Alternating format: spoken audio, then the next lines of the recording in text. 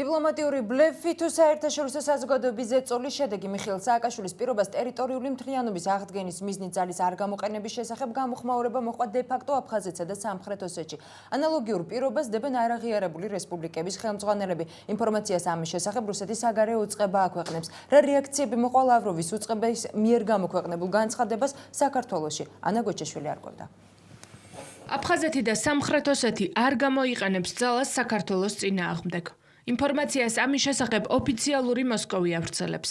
რუსეთის საგარეო საქმეთა სამინისტროს ვებგვერდზე გამოქვეყნებულია განცხადება, სადაც ნათქვამია, რომ კოკოითიმ და ბაღაფშმა აღნიშნული განცხადება მიხეილ სააკაშვილის ინიციატივის საპასუხოდ გააკეთეს.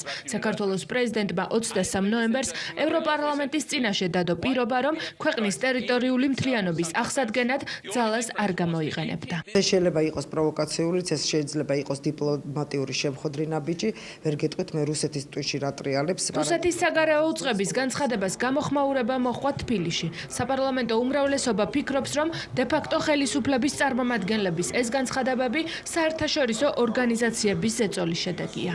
ოკუპირებული ტერიტორიის დე-ფაქტო ხელმძღვანელები, რომლებიც თვალს ადევნებენ საერთაშორისო პოლიტიკას, მათაც გაუჩნდათ საღი აზრი იმასთან მიმართებაში, რომ ცეცხლის განახლება მხოლოდ და მხოლოდ ბოროტების, მხოლოდ და მხოლოდ ახალი შუღლის გაღვივების მიზეზი გახდება. ბუნებრივია მათ იციან, რომ უპასუხო არ დარჩება არც ერთ შემთხვევაში. ეს არის ერთ-ერთი მცდელობა თავიდან იქნეს რუსეთის მხრიდან არიდებული ის ფაქტი და ის გარემოება, რომ ის წარმოადგენს მხარეს და მან უნდა იყოს ეს ვალდებულება და მან უნდა განახორციელოს ის ვალდებულებები, რაც სამშვიდობო შეთანხმებით ცეცხლის შეწყვეტის შეთანხმებით მას აქვს აღებული საკუთარ თავზე. ეს არის მეტი რომ არ ვთქვათ, აი ბლეფი, ელემენტარულად დიპლომატიური ბლეფი.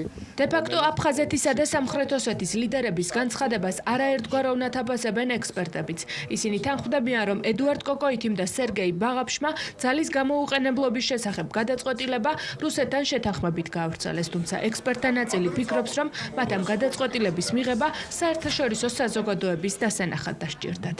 ეს ძალზე თეთრი ძაფით ნაკერი, თქვათ აი ესეთი, პროვოკაციასაც ვერ უყურებთ, არა, აბსურდული, სულელური გათვლარი, რომელსაც არანაირი საერთაშორისო სამართლებრივი ძალა არ გააჩნია.